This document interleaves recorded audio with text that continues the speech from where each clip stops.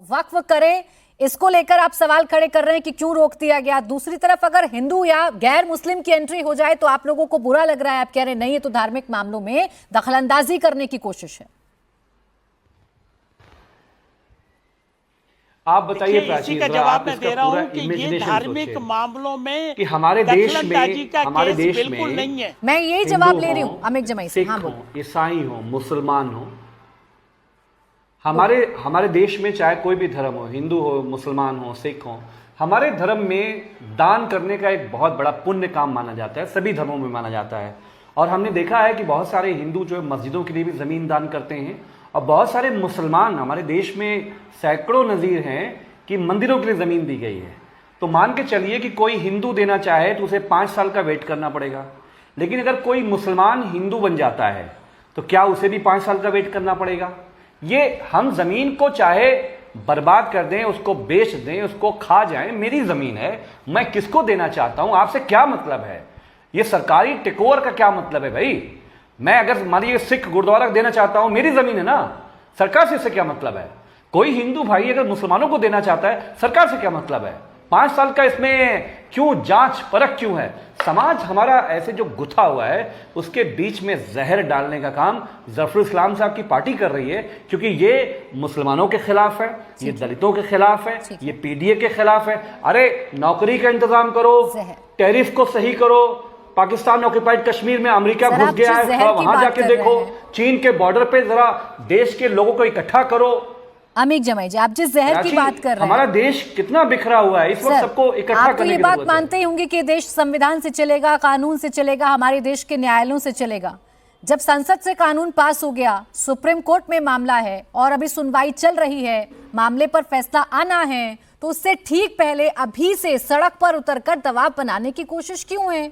क्यों कई मौलाना अभी ये भी कहते हुए सुनाई पड़ रहे हैं कि सुप्रीम कोर्ट से हमारे पक्ष में फैसला आया तो ठीक, वरना फिर तैयार रहिए अपना खून बहाने के लिए। तो ये तो दबाव बनाने वाली बात है ना। प्राची, मैं समाजवादी पार्टी की तरफ से बहुत जिम्मेदारी से बात कहना चाहता हूं कि हमारे देश में काले कानून बहुत पास हुए। जो कृषि बिल था हमारे देश में एक ऐसा काला कानून है जिसमें, देखिए मैं तो एक कृषि बैकग्राउंड से आता हूं, मेरे बाप दादा किसान थे, आपके परिवार में भी कोई न कोई रहा होगा किसान। हमारा ये कहना है कि कृषि बिल पे सैकड़ों से ज्यादा हमारे देश में किसान शहीद हुए, लेकिन सरकार को फर्क नहीं पड़ा। सरकार ने कहा कि जो बिगाड़ना बिगाड़ लो, काला कानून रहेगा, लेकिन उसके खिलाफ देश में आंदोलन हुआ, सिविल नाफरमानी हुई। उसी तरह से देश, जब मुसलमानों को इस बात का एहसास नहीं हो रहा है कि नरेंद्र मोदी जी बड़ा अच्छा कानून ले आ रहे हैं, अरे भाई किसानों को एहसास तो दिलाओ कि हम आपके लिए अच्छा कर रहे हैं, तो वो क्यों आत्महत्या कर रहे हैं पूरे देश में? उन्हें एमएसपी पे क्यों झगड़ा कर रहे हैं? कानून से देश चलेगा, संविधान से देश चलेगा, या आपकी और मेरी मनमानी से देश चलेगा? प्राची जी, मैं फिर आ रही हूँ सर, एक सेकंड। अमित जमाई जी, संविधान से चलेगा, बाबा साहब के अम्बेडकर से, बाबा साहब के अम्बेडकर के संविधान से चलेगा। जो लोग ये कहते हैं ना कि कानून की ऐसी की तैसी हो रही है, उनको बता देना चाहते हैं कि अगर आप आर्टिकल अनुच्छेद 25 और 26 अगर भारत के संविधान से उड़ा के निकाल दीजिए, उसके बाद ये बात आप जो कह रही है मैं आपकी बात सुन लूंगा, लेकिन इस देश में आज आप मुसलमानों का नंबर लगाए हैं, कल आप जैनियों का नंबर लगाएंगे, कल आप अधिकार देता है मेरे समाजवादी पार्टी होने नहीं देगी। धर्म को प्रैक्टिस करने का 25 और 26 अगर मुझे सारे अधिकार देता है तो कहां छीना जा रहा है ये अधिकार? वक्फ बोर्ड कहां छीन लिया गया मुसलमानों से, या किस मुसलमान से कह दिया गया कि आप वक्फ नहीं करेंगे अल्लाह के नाम पर? कहा क्या सरकार ने किसी से?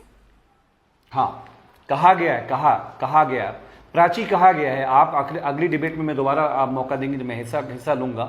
हमारे आदरणीय मुख्यमंत्री जी ने, उत्तर प्रदेश के मुख्यमंत्री जी ने कहा 1952 का 1359 जो रेवेन्यू का फसली जिसको हम बोलते हैं, उन्होंने कहा कि जो जमीनें उस जमाने में दर्ज होंगी उसी को वक्फ मानेंगे। उसके मुताबिक एक उत्तर प्रदेश में सर्वे हुआ और 90% जमीनें योगी आदित्यनाथ जी कह रहे हैं कि सरकारी जमीन पे मुसलमान काबिज हैं, जिसमें कब्रिस्तान है, शिया रजिस्ट्रेशन जरूरी है ना अमित जमाई जी, इसीलिए वक्फ की डीड जरूरी है। इस देश में जो जिस पर आपत्ति हो रही है आप लोगों को, इसीलिए तो जरूरी है ताकि कल को कोई आकर क्लेम ना कर दे। मेरा आपसे यही प्राची, मेरी बात आप समझ नहीं रही। मेरा ये कहना है कि जो जमीनें प्रैक्टिस में हैं, कोई प्राचीन मंदिर है, जरा मुझे आप बताइए। हमारे आपके बचपन में हम लोग 50 प्राचीन मंदिर में गए होंगे, किसी प्राचीन मंदिर का 150 साल पहले का कागज होगा आपके पास?